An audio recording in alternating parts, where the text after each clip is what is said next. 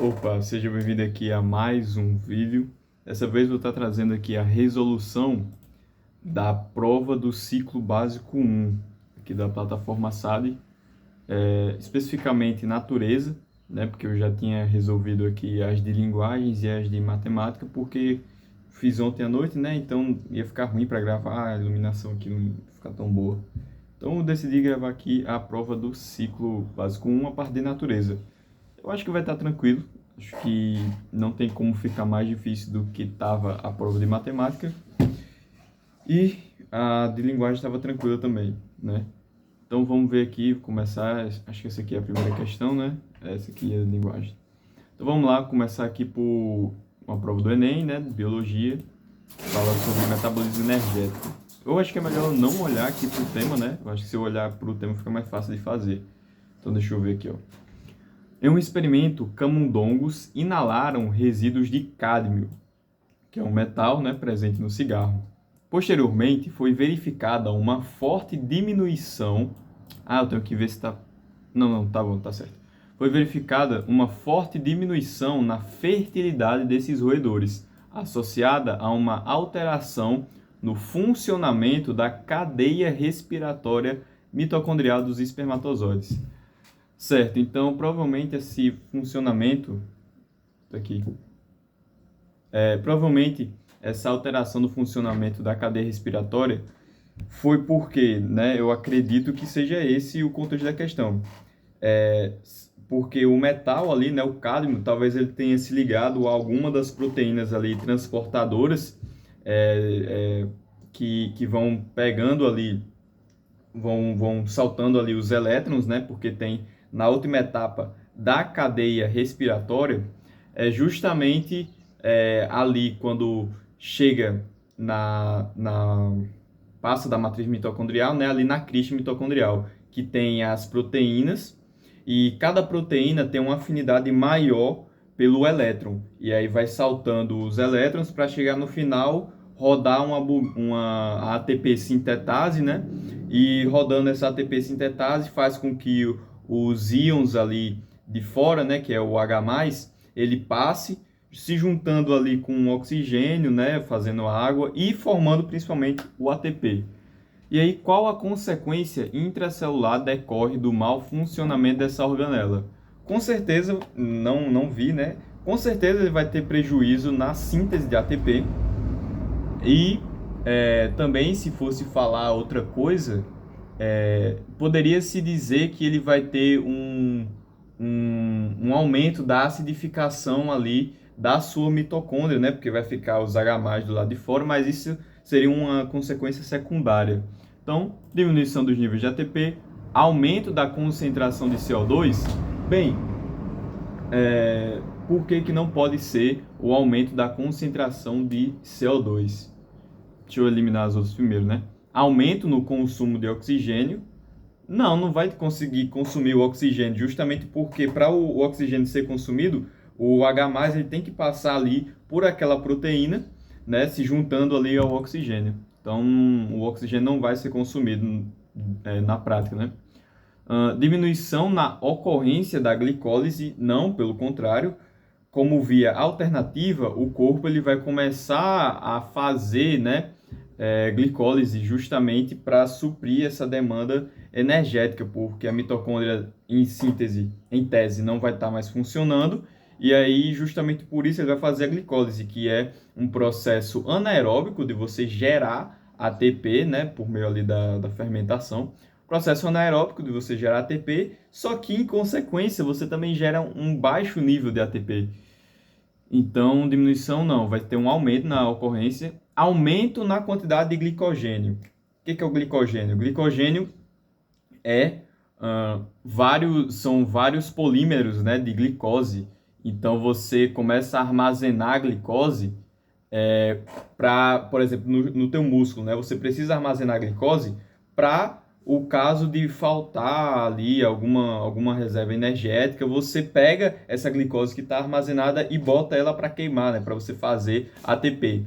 Como que você vai ter aumento na quantidade de glicogênio, ou seja, de armazenar, se você está tendo agora falta disso? Então, não pode ser. E aí, aumento da concentração de CO2, Não vai poder ser também, né? Porque para você aumentar a concentração de CO2, você... Pô, peguei aqui. Para você aumentar a concentração de CO2, é porque eu tinha ficado em dúvida, né? Eu tinha confundido, mas para que você aumente a concentração de CO2, você tem que realizar toda a etapa da respiração celular, porque cada etapa, né?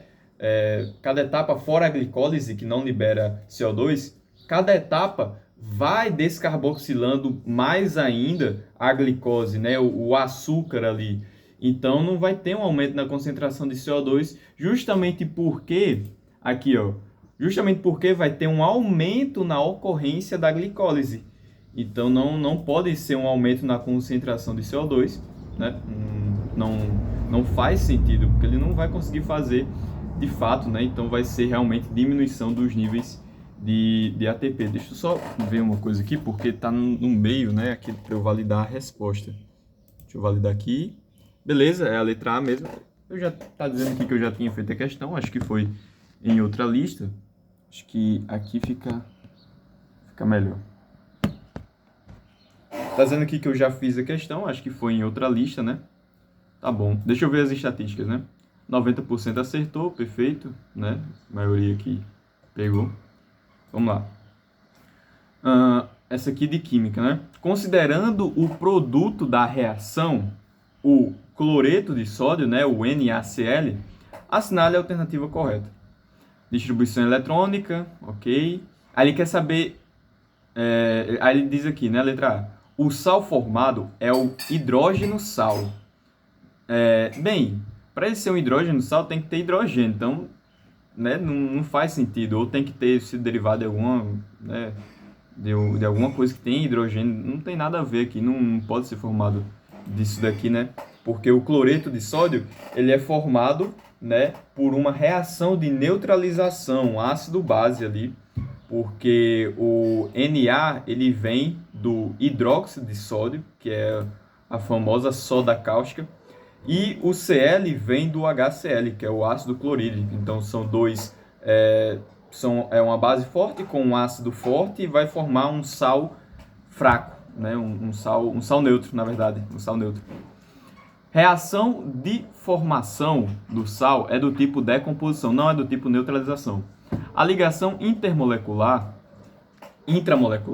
do NaCl é do tipo iônica. Perfeito. É do tipo iônica porque existem íons ali. Se você consegue abrir ali o NaCl, você vê que o Na ele tem uma carga positiva porque ele é um metal, ele tem a tendência de perder os elétrons, ele tem uma baixa eletronegatividade, ele tem uma pouca afinidade com elétrons. E o Cl, né, o que é o cloro, ele já tem uma alta afinidade de elétrons, né? Ele é um metal, só falta um elétron para ele fechar ali o seu octeto. Então, e também, além disso, a diferença ali de eletronegatividade entre eles é maior do que 2, fazendo com que aconteça justamente a ligação do tipo iônica. E esse, inclusive, é o principal motivo, né? Não é só porque é um metal e um ametal, é importante lembrar, né? É só porque a diferença de eletronegatividade entre eles é maior do que 2. O NOx do cloro é mais 5. Bem, essa prova aqui era para ser do ciclo básico 1, né? Então tem assuntos aqui que é além do ciclo básico 1, mas tá bom, vamos ver aqui, ó. O NOx, né, você tem que ver aqui a carga, então a carga total está resultando em 0. Como que você acha aqui o NOx do cloro? Bem, o cloro ele é um elemento que ele tem um NOx variável, então você tem que ver os elementos que têm um NOx fixo. Por exemplo, o sódio aqui ele tem um NOx fixo. O NOx do sódio sempre vai ser 1. Então, pode existir o sódio metálico também, mas aí ele tem que ser uma substância simples. Mas o NOx do sódio sempre vai ser 1. Ou seja, aqui ele é mais 1 porque ele está na família 1A, então ele só pode perder um elétron, então tem que ser mais 1.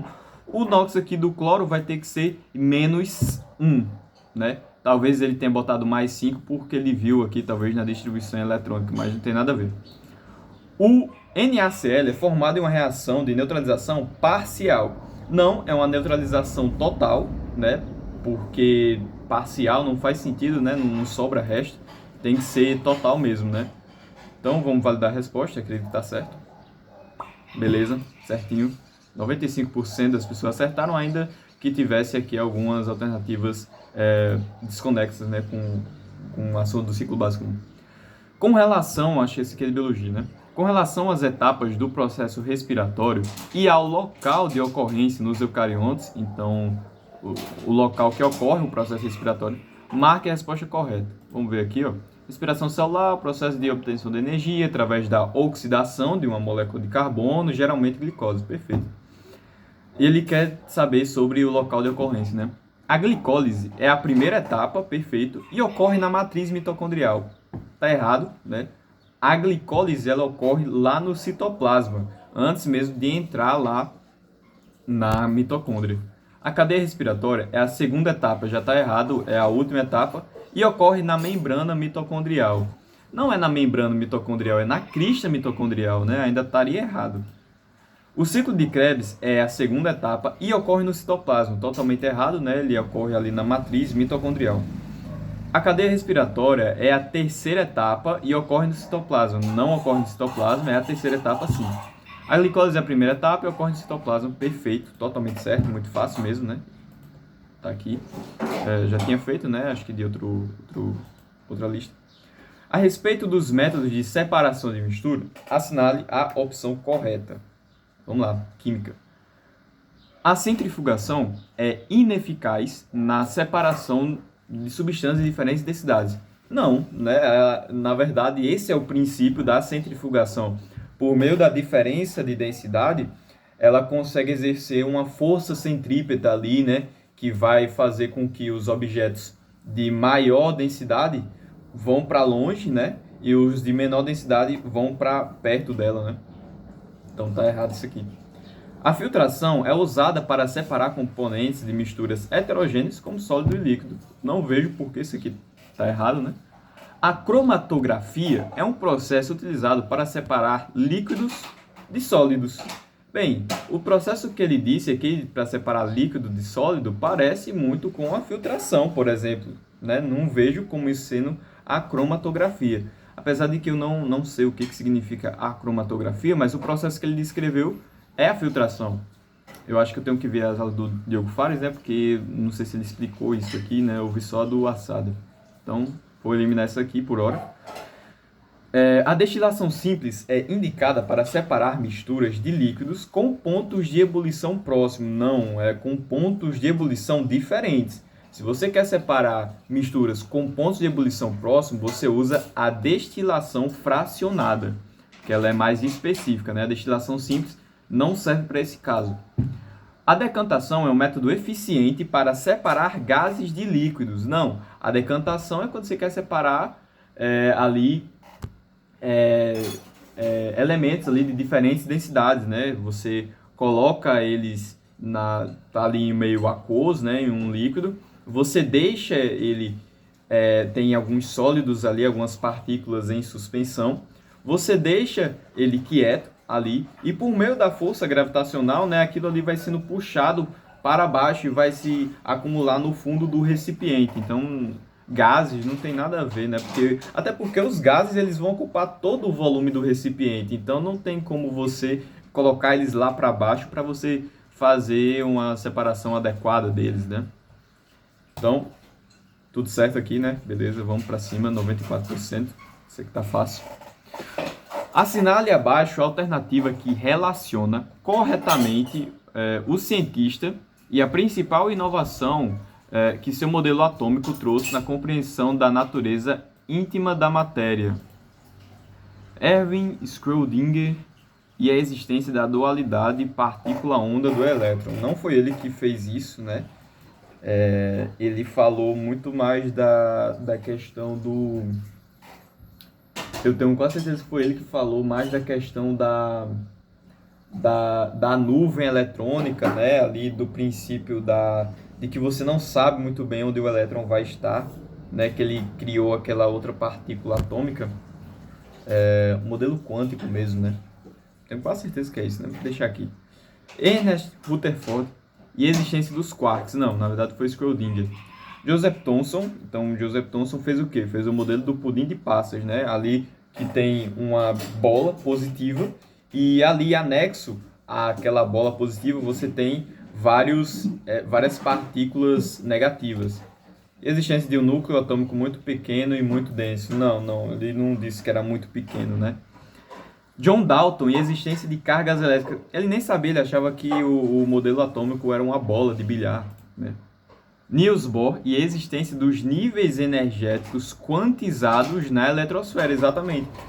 Ele fez isso, né? Ele disse que depois de Thomson veio Rutherford, depois veio Bohr, mostrando os níveis energéticos quantizados, porque Rutherford ele botou ali até as eletrosferas, mas ele não disse que tinha níveis energéticos. É tanto que Bohr ele foi o que mostrou, né, que um átomo, né, ele pode ter o seu elétron saltando para outra camada, e quando esse elétron salta para outra camada, ele está muito energético. E quando ele volta, essa retração da sua energia faz com que ele libere uma energia luminosa, por exemplo, né? Então, tem realmente a existência de níveis energéticos. Deixa eu ver aqui. Né? Não tem. Essa aqui tá fácil também. Essa aqui mesmo. 92%. Vamos lá. O ciclo de Krebs é uma via metabólica responsável pela respiração celular aeróbia, ocorre na matriz mitocondrial e é responsável pela oxidação completa de acetil-CoA. Boa, né? Não é do açúcar, né? Não é da glicose, já é do acetil coenzima A, porque antes de entrar no ciclo de Krebs, inclusive, você tem ali, você quebra a glicose ao meio, né? Formando duas moléculas ali de piruvato, né? Então, uma de glicose gera duas de piruvato. Antes desse piruvato entrar ali na matriz mitocondrial para rodar ali no ciclo de Krebs, primeiro você coloca um acetil coenzima, um acetil-CoA, né? Justamente para você facilitar essa descarboxilação final, né? Assinale a alternativa correta sobre esse ciclo, sobre o ciclo de Krebs, né? O ciclo de Krebs é responsável pela produção de ATP, NADH e FADH2. Tá certo, que são utilizados na cadeia respiratória para a síntese de ATP. Não vejo por que está errado aqui, né? O ciclo de Krebs ocorre exclusivamente no citoplasma. Tudo errado. A função do ciclo de Krebs é converter glicose... Deixa eu desmentir essa aqui, né? No citoplasma não ocorre ali na matriz mitocondrial, células eucarióticas, em que o oxigênio molecular é diretamente usado na oxidação do ácido cítrico. Bem, né? Ele é usado na oxidação do ácido cítrico, mas dizer que ele é diretamente utilizado, não tenho certeza, né? Se fosse só para desmentir por conta disso, vou terminar isso aqui, eu vou pesquisar. A principal função do ciclo de Krebs é converter glicose diretamente em ácido pirúvico. Não, pô, o ácido pirúvico é a mesma coisa que o piruvato. Então, posterior para a fermentação, quem faz isso, na verdade, seria a glicose, né? A glicólise. Então, para a posterior fermentação, porque não faz nem sentido, porque se já está ali no ciclo de Krebs, é porque vai rodar ali na cadeia respiratória final, né? A cada volta do ciclo, são liberadas 3 moléculas de oxigênio. Impossível, você vai ter que... Como que você vai liberar oxigênio? Quem libera oxigênio é a planta, né? Célula vegetal, né? Célula ali vegetal mesmo. A gente não libera oxigênio, a gente libera gás carbônico. E 2 de ácido lático. Ácido lático não, ácido lático tem a ver com a fermentação lática. A cada volta completa do ciclo, você libera 3 moléculas de CO2 e 2 de ATP, né? Você forma 2 de ATP. Agora, e a forma ali da glicose, né? Do acetil-CoA, o que acontece, na verdade, ali é simplesmente uma descarboxilação completa. Ele nem existe mais em tese. Deixa eu só corrigir uma coisa que eu tinha falado, né? Eu tinha dito que você pegava o piruvato e você colocava um acetil-CoA. Não, você bota um acetil, ele vira o acetil-CoA, né? Bota o piruvato, aí você coloca... Não. Você pega o piruvato e você bota Não, tá certo. Tá certo o que eu falei, né? Acho que é aquilo mesmo. Então, isso aqui está errado. O ciclo de Krebs é exclusivo de organismos anaeróbicos. Não, é o contrário, né? De organismo aeróbio, uma vez em que a presença de oxigênio inibe a atividade das enzimas mitocondriais. Então, presença de oxigênio inibe. Nada a ver, né? Você precisa de oxigênio para fazer o processo. Então, tá certo aqui, letra A. Vamos lá. Contém apenas organelas celulares que possuem DNA próprio, vamos lá, mitocôndrio, cloroplasto, sim, até porque isso aqui tem a ver com a teoria endocibionte, né? Porque eles, em tese, eram procariontes independentes, e aí, se eles eram procariontes independentes, a mitocôndria tinha o seu próprio DNA, e o cloroplasto também tinha o seu próprio DNA, e aí depois eles se juntaram ali e acabaram tendo o próprio DNA. Centríolos, peroxissomos, ribossomos, lisossomos, não. É essa aqui mesmo, né? Tá muito fácil, né? Não tem nem muito o que falar. 97%. Opa, agora chegou aqui a parte de física. Vamos lá. Acho que eu consigo fazer uma coisa para conseguir riscar a tela. Olha aqui. Ó, tá vendo aí? Acho que vai dar certo. Vamos lá. Uma das consequências da troca de calor, né? Como é que eu mexo isso daqui? Vamos lá. Uma das consequências da troca de calor que ocorre durante uma transformação química realizada em meio aquoso é a variação da temperatura do sistema. Sim, né? Se você está trocando o calor é porque tem uma diferença de temperatura ali, né? Entre duas regiões, dois objetos ali, e vai variar sim a temperatura do sistema. Se o sistema recebe calor, beleza, você está entregando calor, esse sofrerá um aumento de temperatura, e se ceder calor, terá queda de temperatura. Tudo fazendo sentido aqui até agora. Durante uma reação química realizada em meio aquoso, observa-se a variação do sistema de 22 para 28. Então vamos lá. Qual foi a variação do sistema aqui? Bem, a variação do sistema, você tem que pegar o maior, subtrair do menor. Então, subtraindo 28 de 22, você tem uma variação de 6 graus aqui de temperatura, né, variando aqui. Então, vou botar aqui em cima que a variação de temperatura foi de 6 graus Celsius. É possível calcular a quantidade de calor trocado por sistema? Pô, ele vai dizer isso aqui, né? Nem precisa. Equação fundamental, não sei o quê. Sabendo que a massa da solução era 100 gramas e considerando o calor específico como 1 caloria grau Celsius, a quantidade de calor trocado nesse processo bem, aqui é somente mesmo você aplicar a equação deixa eu ver qual é melhor. Não, esse aqui é horrível. É somente você aplicar mesmo a equação, né? Então você vai botar, ó, Q é igual a mc delta θ, sendo que ele quer saber a quantidade de calor, né? Vai estar em calorias. Então tá tudo aqui no padrão, né? Porque o que define quais são... Eu acho que isso aqui é bem importante, porque isso aqui pega muita gente, né? O que define quais grandezas, qual unidade você vai usar é essa daqui, que é a do calor específico. Como a do calor específico está por caloria, tudo bem, eu vou achar a resposta em caloria.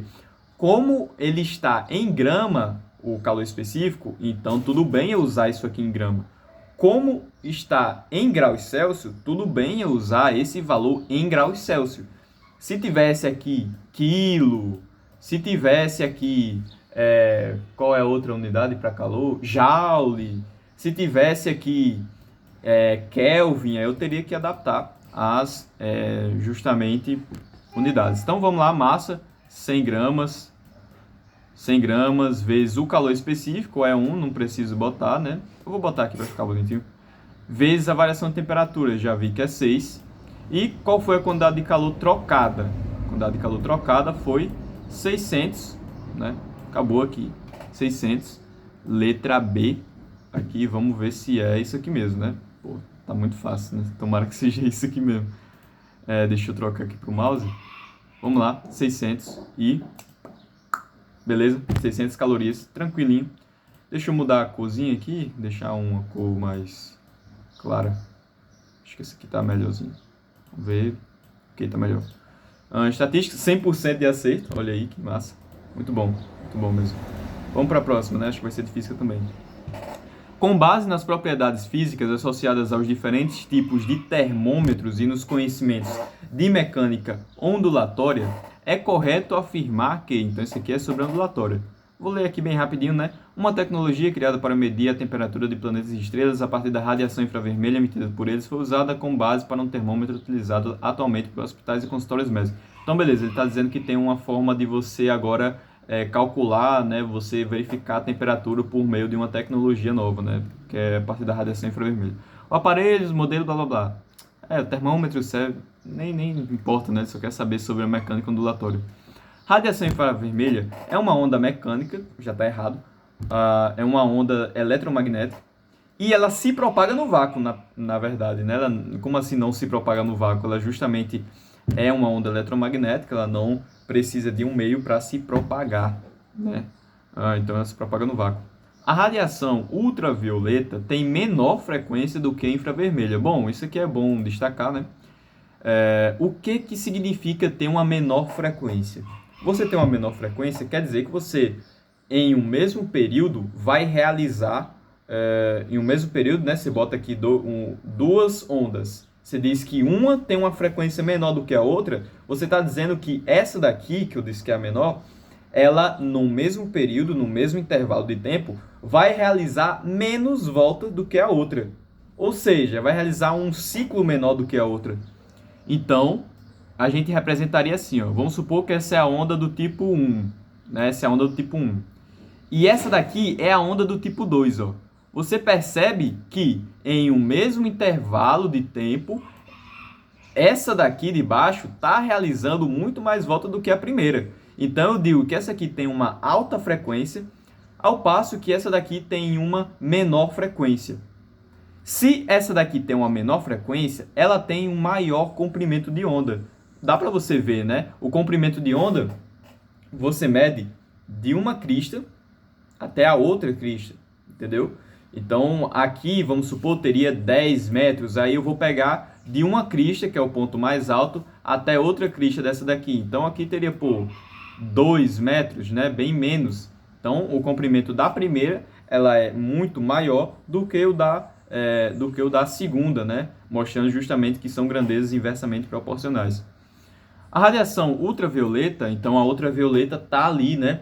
Quase, né? Então tem a onda rádio, micro-onda, onda infravermelha, depois vem a luz visível, depois vem a ultravioleta em níveis crescentes de frequência.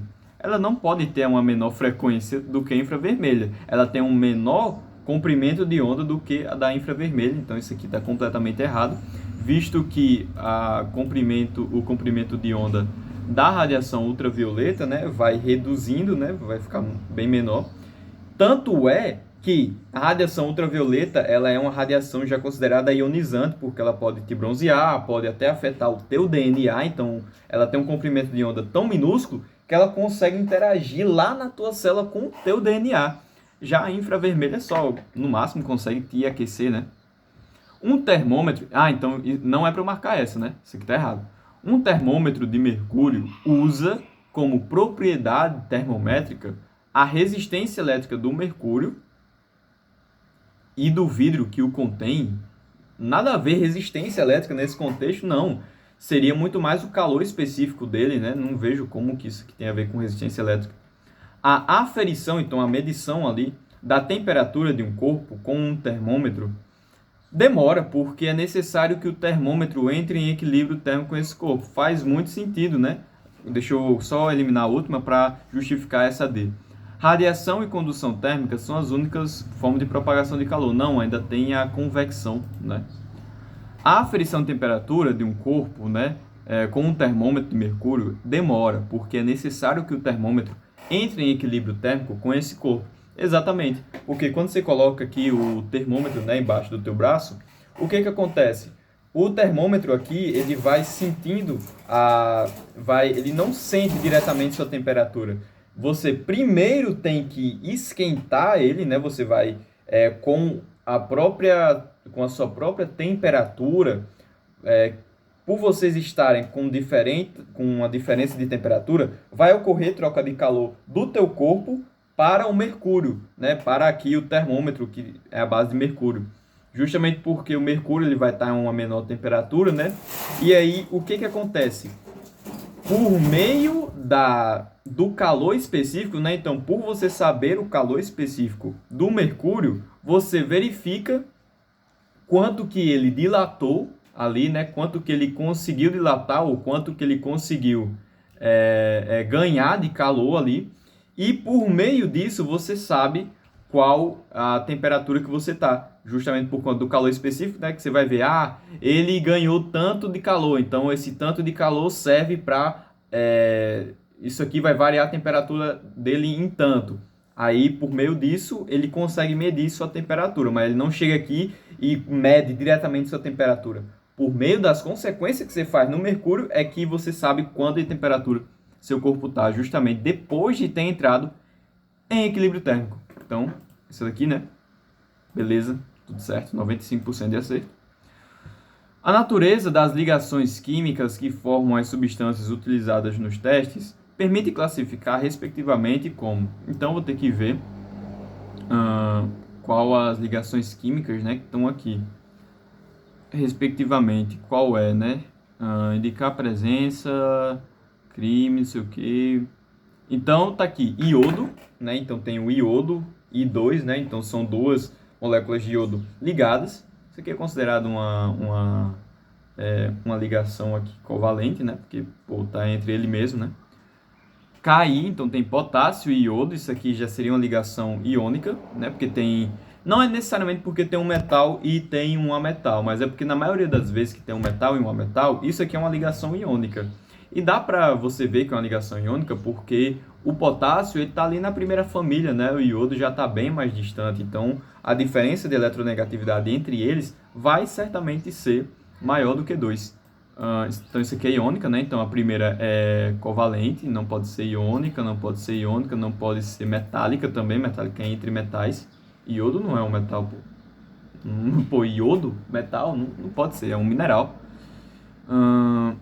Ou é um metal? Caramba. Não, pô, iodo não é metal, não. É não, pô, é não.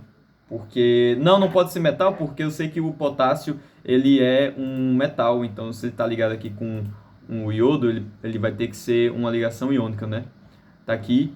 E H2O. H2O é uma ligação covalente, tá aqui. E a outra é a solução de ácido pícrico, né? Então, em glicerina. Isso aqui é uma ligação totalmente covalente. Então, tá certo isso aqui, né? Deixa eu ver essa letra A. Metálica, covalente, que iônica. Não pode ser iônica, né? Ali no meio. Iônica, covalente. Não, aqui a segunda iônica, né? A segunda iônica não pode ser covalente. Impossível, né? Porque tem um metal aqui no meio. Iônica, covalente, né? Iônica. Então diz que a primeira é iônica. Não pode ser iônica. Tem que ser entre elementos com diferença de eletronegatividade maior do que 2. Se o iodo está ligado com ele mesmo, né? Então a diferença ali é 0. Covalente, metálico, impossível. É essa aqui mesmo. Tudo certo, né? Estatística aqui, 90% também. Um exemplo desses estudos foram as descobertas acerca das fontes termais submarinas, que permitiram a alguns cientistas defender qual hipótese? Fontes termais submarinas, já me lembra do início do mundo, né? Existem duas principais hipóteses que tentam explicar qual metabolismo energético surgiu primeiro nos seres vivos formados na Terra. Os estudos não são conclusivos, mas revelam elementos para o entendimento sobre como surgiram as reações metabólicas nos primeiros seres vivos que ocuparam a Terra. Então, acerca das fontes termais, né, permitiram alguns cientistas defender qual hipótese. Cara, deixa eu pensar aqui antes de ver. Tá nas fontes termais, o mundo tá muito quente, né? Era muito quente, era um ambiente inóspito. Não tem como ser uma hipótese heterotrófica de que o ser humano veio, tipo, o ser vivo ali veio de uma hipótese heterotrófica que tem que se alimentar de outro, não. Eu acredito que tem que ser muito mais autotrófica, né? Porque você, em um ambiente inóspito, você não tem nada ali para te suprir, você nem é um ser vivo, então primeiro você tem que criar o próprio alimento. Faz muito mais sentido, né? Heterotrófica, né? Pois acreditam que os primeiros seres vivos realizavam respiração celular. Não. Como que realizar respiração celular se nem tinha glicose, né? Autotrófica, pois acreditam que os... E também para você gerar o primeiro ser vivo, para que exista glicose, tem que ter vindo algum organismo que sintetize a própria glicose, né? Por meio ali da, sei lá, fotossíntese, quimiossíntese. Autotrófica, pois acreditam que os primeiros seres vivos realizavam respiração celular. Como assim, né? Autotrófica, falando de respiração celular? Não, nada a ver. Autotrófica, pois acreditam que os primeiros seres vivos realizavam quimiossíntese. Faz sentido, né? Porque justamente você não tem tanto a luz do sol ali, era algo bem quente, né? Só por conta ali dos raios, né? Que tinha muito, e tá falando das fontes termais, né? Então, quimiossíntese faz sentido porque eles vão usar, no lugar da luz, eles vão usar moléculas inorgânicas. Heterotrófica, pois acreditam que os primeiros seres vivos realizavam fotossíntese. Nada a ver, pô. Heterotrófica, porque acredita que os primeiros seres vivos... Deixa eu só confirmar aqui, né? É isso mesmo, né? Metabolismo energético, os estudos, elementos para entendimento. Um exemplo desses estudos foi descoberto acerca das fontes termais submarinas. Então, tá ali abaixo do mar. Hipótese, ó, fotossíntese não tem como ser. A luz do sol não vai chegar lá, né, embaixo do mar. Heterotrófica? Não, só pode ser autotrófica, né? Pô, quimiossíntese, não tem como ser outra, né? Autotrófica, respiração... Não, é essa aqui, né? Tá certo, beleza. Por um certo momento tive uma pequena confusão, né? Mas tá tudo certo, né? É isso mesmo. Beleza, vamos para a próxima. Tranquilinho. A ponte fictícia de Brosnan, do ponto de vista das leis de Newton, é uma estrutura que... Vamos ver aqui como é essa ponte, né? Brosnan é uma pequena cidade, blá blá blá, para entrar é necessário passar por uma ponte de madeira, em que apenas um veículo consegue transitar por vez. Por que será, né? Os moradores se negam a substituí-la, pois, segundo eles, ela é secular, blá blá blá, sendo capaz de suportar até mesmo grandes caminhões, sem qualquer vibração e sem nunca ter recebido qualquer manutenção. A lenda conta que há muito tempo, então, blá blá blá blá blá blá blá blá blá, né, nada a ver, poucos conseguiram escapar, as bruxas, blá blá blá, passaram, principalmente no trânsito, quando o exército, o rei, não tá falando nada aqui, né? Assim, passarelas são... Ó, do ponto de vista, é uma estrutura em que as forças resultantes sobre cada ponto devem gerar movimentos circulares. Por quê? Né? As forças resultantes sobre cada ponto têm que gerar movimento circular? A força, movimento circular? Não estou vendo a lógica aqui, né? Todas as forças de atrito estático sobre ela devem ser canceladas. Ah, tá. Então, se você cancela... Como assim você vai cancelar as forças de atrito estático? Pô, se você cancela a força de atrito estático, você vai permitir que a pessoa comece a deslizar, por exemplo. Você vai permitir que a pessoa comece a escorregar, né? Então, não faz sentido. É justamente o atrito estático que permite a locomoção, permite o transporte, né, de caminhões, né, porque o pneu ali, por meio do atrito estático, o atrito estático vai fazer com que ele não deslize. Porque o cara pode pensar, não, atrito cinético, não sei o que, mas o atrito cinético faz você escorregar, né, faz com que você fique andando ainda, tipo, escorregadio, né. Já o atrito estático finca teu pé no chão e você consegue andar. Mesma coisa com o pneu, por exemplo, de um carro, né? Então não pode ser cancelado. O somatório de todas as forças atuando sobre qualquer ponto dela deve ser nulo. Sim, né? Para ela se manter em repouso ali. Todas as forças de atrito cinético sobre ela devem gerar acelerações diferentes de zero. Como assim diferente de zero? Então todas as forças de atrito cinético, se gerar uma aceleração diferente de zero, quer dizer que o corpo vai estar acelerando e escorregando ainda, né? Porque o atrito cinético permite você escorregar, né? As forças resultantes sobre ela devem gerar apenas movimento tipo MRUV. Não, porque, né? Como assim? Porque tipo, você está numa ponte, né? Mas aí se você for fazer uma ultrapassagem, né? Você vai ultrapassar um carro, você vai tipo girar. Se você for fazer uma ultrapassagem de um carro, você vai fazer um movimento ali centrípeto, né?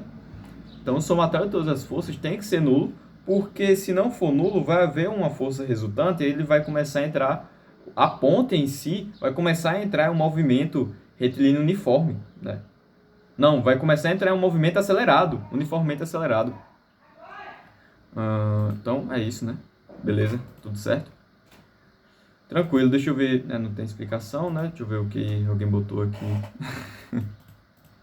Vamos lá. A partir das transformações acima, assinale a alternativa correta. Então, tem essas afirmações aqui, né? Vamos lá.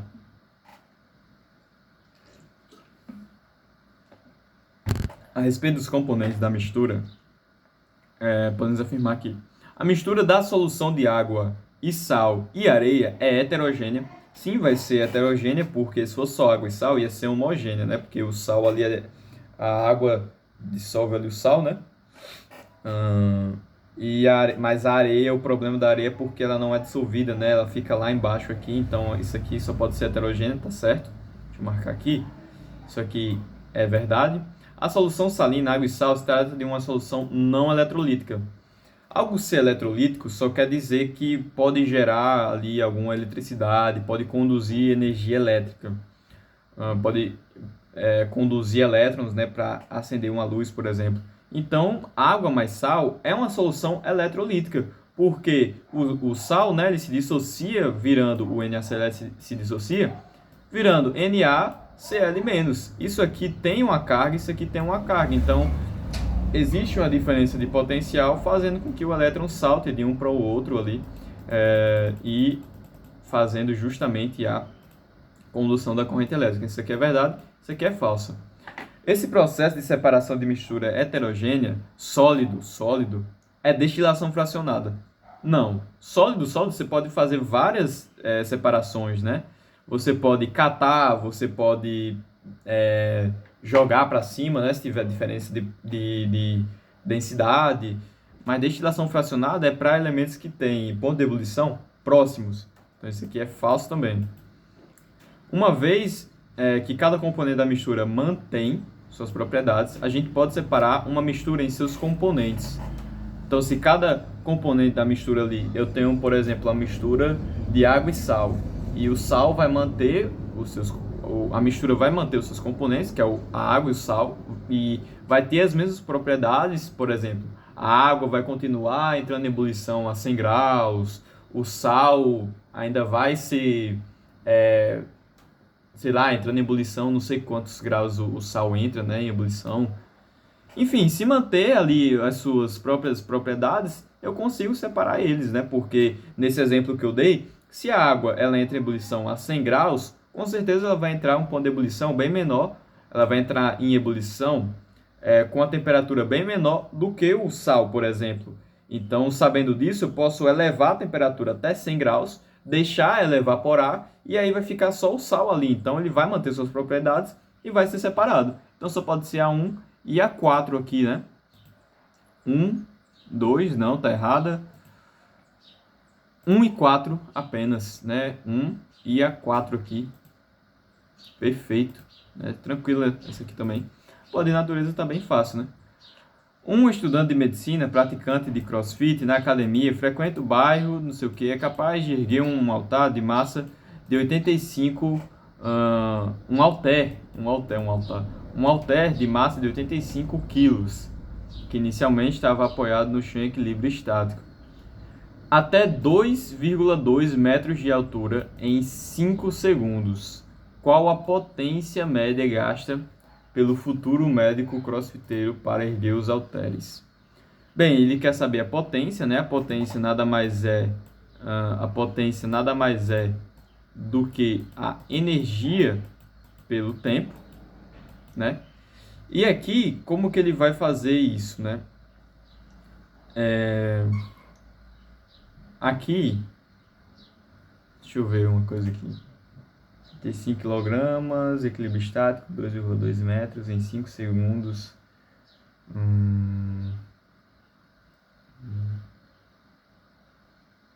Deixa eu ver aqui. Calma aí, tô pensando qual é a fórmula que tem que usar aqui. Porque energia pelo tempo. Mas aí eu tenho um tempo, né, que são 5 segundos. Ele quer saber a potência sendo que a energia, eu vou ter que usar talvez a energia, é porque eu não vi esse módulo, né? Mas eu acho que eu vou ter que usar a energia cinética, né? Porque energia cinética é m, não, mas mv ao quadrado não faz sentido, mv ao quadrado, mv ao quadrado sobre 2, não faz sentido, né? Porque é massa aqui, e aí potência, gasto, deu aceleração da gravidade aqui, né? Inicialmente, energia. Calma aí. Vai sair aqui alguma coisa. É capaz de erguer uma até de massa de 85 kg. Estava apoiado em equilíbrio estático até 2,2 metros de altura em 5 segundos. Tem isso, energia pelo tempo. Energia. Ah, tá. Beleza. O que eu vou usar aqui é mgh, né? Porque ele me dá aqui a gravidade, me dá aqui a altura, né? E aí... mas eu vou ter que... Isso aqui é energia, né? Eu vou ter que dividir isso aqui pelo tempo. Então, a massa que ele me deu aqui é 85 vezes a gravidade, que vai ser 10, vezes a altura, que é 2,2. Eu espero que isso aqui esteja certo, né? Dividido por 5, é porque eu não vi ainda esse módulo. Isso aqui era para ser do básico 1, né?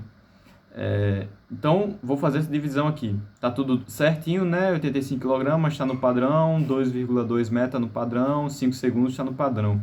Vou já fazer a simplificação desse 5 por esse 10, resultando em 2 aqui. Então, vou reescrever que a potência é a mesma coisa que 85 vezes 2 vezes 2,2. Aqui, 2 vezes 85 vai me dar 170. 170 vezes 2,2, 2 vezes isso aqui já dá 340. Eu já ficaria tendencioso a marcar a letra E. Mas aí tem que botar mais 20% disso aqui, que é 34. Então dá exatamente aqui, quando você faz a soma, né? Dá 374, o quê? Watts, né? Porque é de potência. Então, tomara que esteja certo aqui, né? Vamos lá. Beleza, estava certo, né? Lembrei aqui da fórmula que eu poderia usar, porque eu lembrei que é energia, né? Então, lembro que tem energia cinética, energia gravitacional também, né? Então, vamos lá. Acho que essa aqui é a última, né? Não sei. Um trenó que parte do repouso, então vamos lá. Isso aqui é, de novo, física. 2 metros por segundo ao quadrado, certo? É a aceleração dele. E relaciona as grandezas cinemáticas na coluna da esquerda com as magnitudes correspondentes na coluna da direita. Eu acho que era para ser essa, né? Então, a cidade alternativa contém a associação correta. Então, tá, o que eu vou fazer aqui? Vou pegar essa velocidade... Ah, tá. Calma aí. Ah, tá, beleza. Ele quer saber qual vai ser a velocidade dele após 5 segundos em metros por segundo. E eu vou ter que usar essa aceleração aqui. Como ele tem aceleração, isso aqui é MUV, movimento uniformemente variado. Ou seja, eu vou aplicar a equação aqui da velocidade dele, né? Porque a aceleração é justamente a velocidade sobre o tempo, né? E aí, se eu tenho uma aceleração de 2, eu quero saber a velocidade dele, que ele vai atingir em 5 segundos. A velocidade que ele vai atingir em 5 segundos é 10, né? Eu nem precisaria fazer isso aqui, né? Mas estou fazendo para ficar claro, né? Porque se ele ganha 2 metros por segundo de velocidade a cada segundo, você, em 5 segundos, vai estar em 10 metros por segundo. Então, essa aqui é a B, né? A1 é a B. Então, já excluo aqui a letra A, a letra B e a letra E. Deixa eu mudar aqui. Excluo a B e a letra E. Vamos lá. Distância que ele vai percorrer em 5 segundos. Bem, aqui eu tenho que aplicar mesmo a equação, né? Que é SF, né? Que é a distância final, é igual a S0, que é a posição inicial dele, que vai ser 0. S é igual a S0 mais V0t, que é a velocidade inicial dele vezes o tempo, mais a aceleração dele vezes o tempo ao quadrado sobre 2. né? Então vamos fazer aqui. Qual é a velocidade dele inicial? É 0. Então isso aqui se cancela, né, também, porque está a velocidade inicial de 0. A aceleração dele é 2 vezes o tempo que ele disse nos primeiros 5 segundos.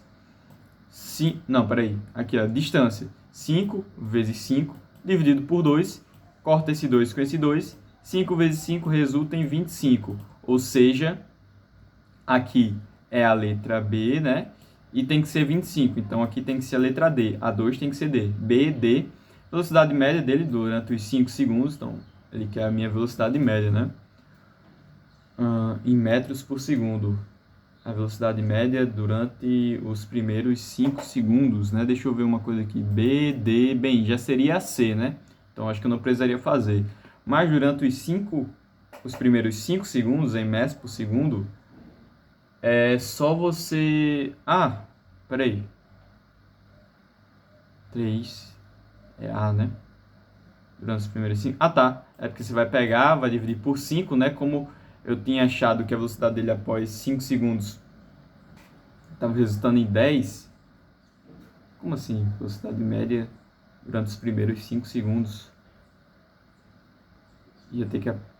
Durante os primeiros 5 segundos em metros por segundo. Porque se você aplicar aqui a equação, você vai achar a distância final é igual à velocidade inicial dele, que é 0, vezes a aceleração aqui, que é 2, vezes o tempo de 5, vezes 5, dividido por 2, você acha a distância, né? Ah, entendi, beleza. É porque você tem que pegar a distância que ele percorreu e você só divide pelo tempo. Qual foi a distância que ele percorreu em 5 segundos? Foi 25. Então, você só quer a velocidade média. Você pega a distância toda que ele percorreu, que foi 25, e divide pelo tempo que ele está dizendo, né? Que é 5, vai resultar em 5 metros por segundo. Então, essa daqui é a letra A. Eu não precisaria fazer, né? Aqui já é a letra C. Deixa eu ver essa 4 aqui. Instante, ele quer o segundo, né? O tempo que ele atinge é 40 metros por segundo. Ou seja... ele quer o instante, né? Ele quer o tempo. Então é só, pô, tu pegar aqui, né? Eu não vou fazer pela forma, vou fazer de cabeça. Bem, a cada segundo ele ganha 2 metros por segundo. Para ele atingir 40 metros por segundo, vai ter que se passar 20 segundos. Então só pode ser aqui C, né? Então a 4 tem que ser a C. Cadê? 4 tem que ser a C. E aqui, ó, distância percorrida até o instante em que sua velocidade atinge 40 metros por segundo. Se você fosse aplicar aqui, né? Distância final é igual à distância inicial, 0, 0. Então, vai ficar só a aceleração dele, 2 vezes o tempo que ele vai percorrer, né? Porque vai... Bem, se ele vai demorar 20 segundos para atingir, né? Vai ser 20 vezes 20, porque para atingir 40 metros por segundo eu já calculei, né? Vai demorar 20 segundos. Isso aqui tudo dividido por 2. Corta esse com esse. Isso aqui vezes isso aqui vai dar 4. Bota esses dois zeros, 400. Então, só pode ser nessa última aqui. Bem, na hora da prova eu não faria isso, mas como estou nas questões aqui, não é na prova, então dá para fazer tranquilo, calculando tudo aí. Então, só pode ser a letra C. Beleza, imagina que faço tudo isso e erro, né, no final. Bem, todo mundo acertou, né? Acho que a maioria fez só, tipo, até a segunda. Mas vamos lá. O código genético, vamos lá, voltamos para a biologia. O código genético é um código universal, sim, que estabelece a equivalência entre a sequência de bases do DNA e a sequência correspondente de aminoácidos na proteína. Ok, faz sentido, né? Porque ele vai dizer lá, qual é essa sequência de base, né? Que eu acabei de traduzir, que eu acabei de transcrever. E essa sequência aqui, essa trinca de nucleotídeos, vai me referir a qual aminoácido, né? Estou sendo falando de questãozinha difícil. A molécula de DNA, vamos ver se isso aqui é, né? A molécula de DNA está presente em todos os seres vivos. Não, peraí. Sim, a molécula de DNA está presente em todos os seres vivos. Mas ele está dizendo que o vírus é um ser vivo, até mesmo em muitos tipos de vírus. Tá, eu entendi aqui que ele não está dizendo que o vírus é um ser vivo. Acho que ele só está dizendo assim, a molécula de DNA também está em vírus, né? Em todos, a molécula tem a mesma composição. Ela é formada pela união, blá blá blá, adenina, timina, citosina e guanina. Tá tudo certo, né? Fosfato, pentose, beleza. Ok, A1 tá ok. As inúmeras moléculas de DNA existentes nos mais diferentes seres vivos apresentam diferentes combinações. Elas diferem em número de bases e na sequência em que as bases estão dispostas. Número de bases, né? Pode ter essa diferença, né? Pode ter essa diferença. As inúmeras moléculas de DNA apresentam diferentes combinações. Difere o número de bases, né? Faz sentido elas diferirem porque a gente é diferente, por exemplo, dos macacos, né? Então isso aí com certeza tem a diferença do número de bases ali. Número de bases. Acho que ele quis dizer tipo, se é guanina, citosina, timina ou citosina, guanina, timina ou adenina, né? Não, se for isso, não, é o mesmo número de base. E na sequência que elas estão dispostas, número de base não pode ser, porque eu acho que ele está se referindo mesmo a citosina, guanina, adenina e timina, né? Então, se for nisso, todas sempre vão ter 4, independente do ser vivo, o DNA sempre vão ser essas 4 bases. Agora, a sequência que elas estão dispostas vai ter que ser a mesma também, né? Porque a guanina só pode se ligar com a citosina, por exemplo. Eu acho que essa aqui, a 2 é falsa, né? Então, vou marcar aqui, ó. A primeira está certa, a segunda é falsa. Toda alteração na sequência de bases em um DNA é uma mutação, o que determina o surgimento de uma nova característica. Essa é uma condição... Não, essa aqui, eu só marcaria a letra A. Por quê? Porque essa 3 aqui não pode estar certa, visto que o código genético ele é degenerado. Ou seja, o que significa ele ser degenerado? Eu até coloquei uma vez em um comentário, né, que era do ciclo de revisão 4, se eu não me engano, 5, que era sobre a questão do o que significava o código genético ser degenerado. Significa que o código genético ele pode chamar diferentes aminoácidos, né, diferentes ali aminoácidos com o mesmo código, né, com diferentes códigos, entendeu? Diferentes códigos chamam o mesmo aminoácido, é isso que eu quis dizer. Exemplo, né, aí eu botei lá um exemplozinho que eu criei, né, que é assim, você tem lá seu amigo, aí seu amigo te chama de mano, um exemplo, né? Mano, vem aqui, aí você responde ele, então ele está te chamando de mano. Mas aí sua mãe te chama de filho, por exemplo, aí você também responde. São diferentes códigos, mas estão chamando, né, a mesma pessoa, estão chamando ali o mesmo aminoácido, no caso, né? Então, aqui ele dizer que toda alteração de bases nitrogenadas vai resultar em um DNA, isso é mentira, né? Alguns podem gerar, mas outros não, porque se você muda ali a sequência de códigos, pode ser que essa mudança na sequência de códigos ali gere um códon que ele, na verdade, vai chamar o mesmo aminoácido. Então, eu marcaria somente a letra A. Então, eu vou marcar somente... não faz sentido. Apresenta diferentes combinações, diferem do número de bases. Não, acho que ele está se referindo a ser adenina, citosina, guanina ou timina. Se for isso, não difere, é a mesma coisa. Então, eu só marcaria a letra A aqui. Eu errei, não acredito. Sério? É a letra B?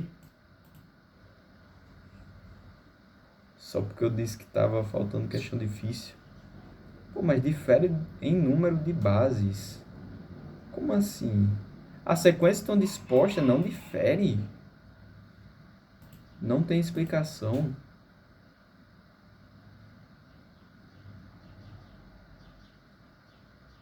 Isso aqui eu sabia. O problema foi... Eu quase achei que a 2 estava errada. Por que a 2 não está errada? As inúmeras moléculas de DNA existentes. Calma aí, agora vou pesquisar. Vou botar isso aqui no chat GPT agora. Chat GPT, não acredito que eu errei. Mas difere em número de bases? As bases... Como assim difere do número de bases? Não tem como... Deixa eu... Vou mandar aqui. Botar aqui no Google.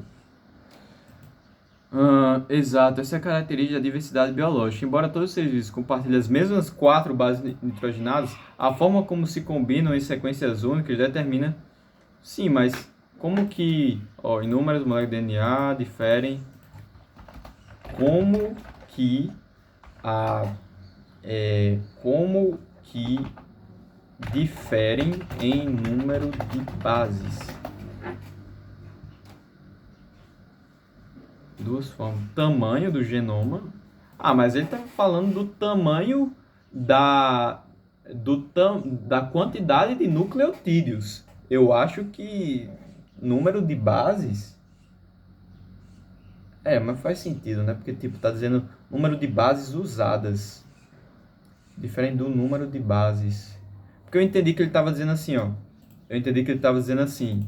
Ah, a gente tem adenina, citosina, guanina e timina. Aí o macaco, por exemplo, tem adenina, citosina, uracila, guanina e timina no DNA, né? E aumentar aqui uma base. O que ele quis dizer é que assim, o número, a quantidade que você vai usar é diferente de cada organismo, né? Então é isso que ele quis dizer, pelo que eu entendi. E a sequência que estão dispostas varia mesmo, né? A sequência que elas estão dispostas. É porque eu pensei aqui nesse segundo que ele ia estar dizendo, então se eu tenho uma citosina aqui, por exemplo, no no no DNA humano, citosina está ligada com guanina. Isso aqui é uma sequência, né? Aí no macaco, por exemplo, vai ser citosina ligada a uma uracila, por exemplo. Nada a ver, né? Foi errozinho mesmo de interpretação aqui. Mas tá bom, né? Só porque eu reclamei que tava faltando uma. Difícil. Vamos lá. Beleza, aqui física agora. Pra cima. Um fabricante de termômetros orienta em seu manual de instruções que o instrumento deve ficar 3 minutos em contato com o corpo para medir a temperatura, né? Esses termômetros são feitos com o bulbo, né, preenchido com mercúrio conectado a um tubo capilar de vidro. De acordo com a termodinâmica, esse procedimento se justifica, pois é necessário que, bem, a gente viu lá que é necessário que o termômetro ele entre em equilíbrio térmico com o nosso corpo para ele medir ali a nossa temperatura. O termômetro e o corpo têm a mesma energia interna.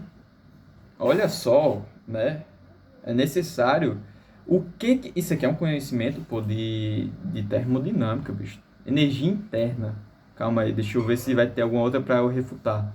A temperatura. Não, você não passa a temperatura, que passa é o calor. O equilíbrio térmico seja. Beleza, ok. A quantidade de calor do corpo, não. O calor do termômetro, não. Não, você não vai passar o calor do termômetro para o corpo. O termômetro ele está em equilíbrio com o ambiente, ele tem que entrar em equilíbrio com o teu corpo.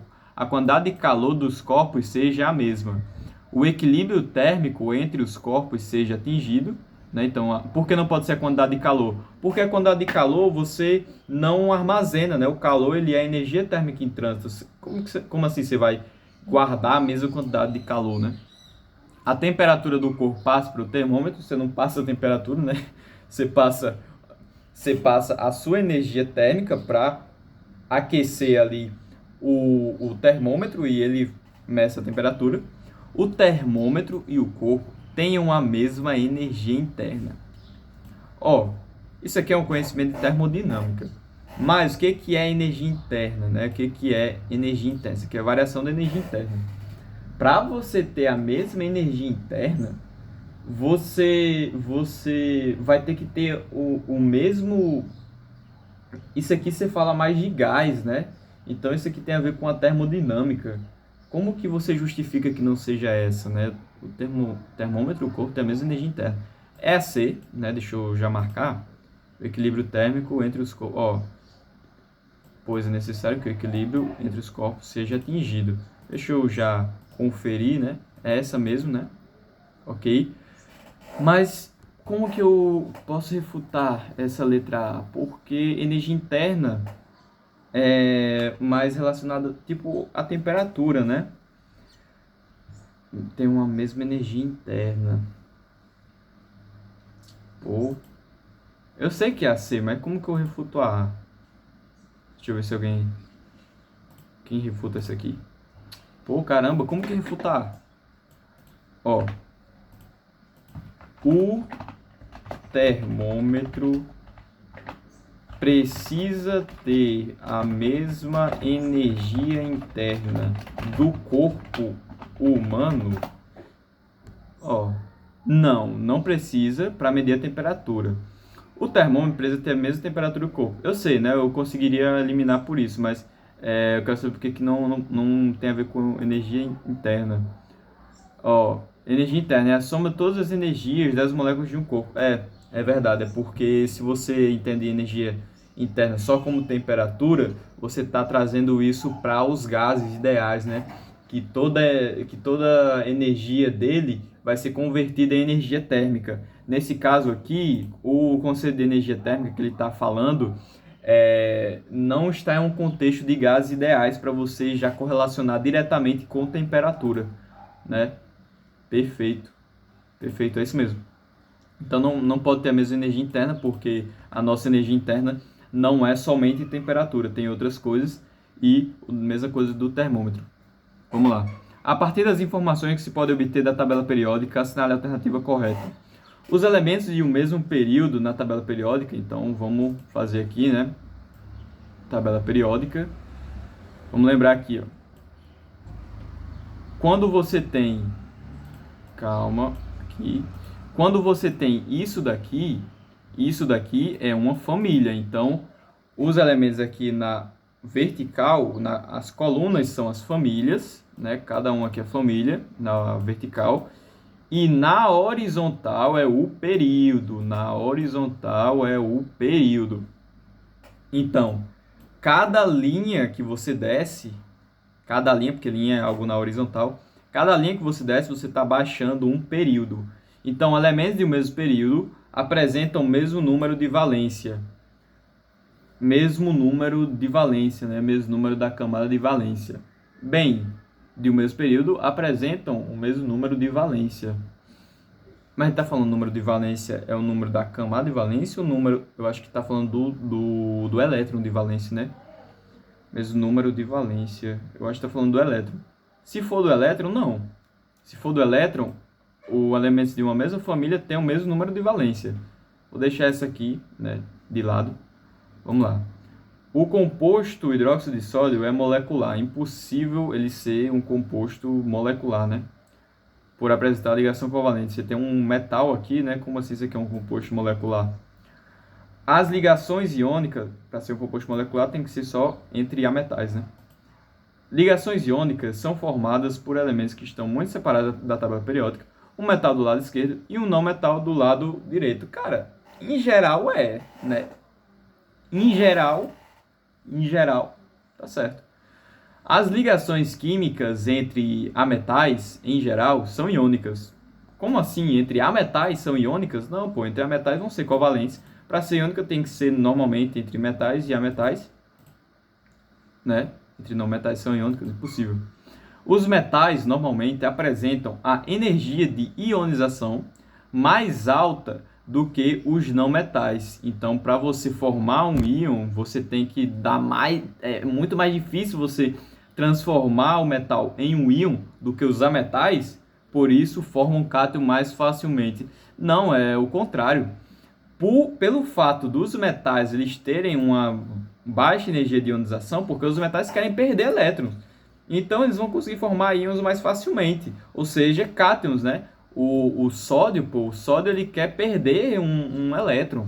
Então, ele manda o elétron para fora, né? O elétron vem aqui e vai-se embora muito mais facilmente do que os ametais, né? Então, a metal, tipo, pensa aí no oxigênio. O oxigênio, quanto que ele não quer um elétron? Você acha que ele vai perder um elétron? Não, né? Então, o oxigênio, no caso, tem uma energia de ionização muito mais alta, né, do que os metais. Então, essa aqui está completamente errada.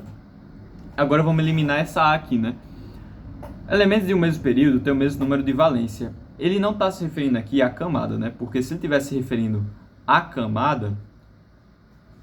se ele estivesse se referindo à camada, elementos que estão aqui, ó, no primeiro período, né, período 1 aqui, né, vai até o sétimo.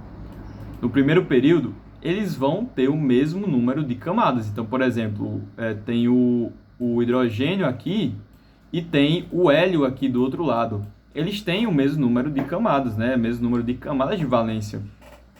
Mas, né, não necessariamente eles têm o mesmo número de valência, né, que seria o número de elétrons na última camada. E eu acredito que é isso que ele está se referindo, né? Número de valência é o número de elétrons na camada de valência. O hidrogênio, por exemplo, tem 1, né? E o hélio tem 2 elétrons na camada de valência. Tipo, tem outro elemento aqui, no período 2. No período 2, esse cara vai ter, sei lá, esse cara vai ter 1, né? E outro aqui, por exemplo, na família 7, né? Já vai ter 7 elétrons na camada de valência. Então, não faz tanto sentido, né? Essa ideia. Se estivesse falando de família aqui, sim, né? Então, vou marcar aqui, letra C. Deixa eu só conferir. Elementos muito separados, metal do lado esquerdo, metal, vamos lá. É isso mesmo, né? Ok, 75% de taxa de acerto, né?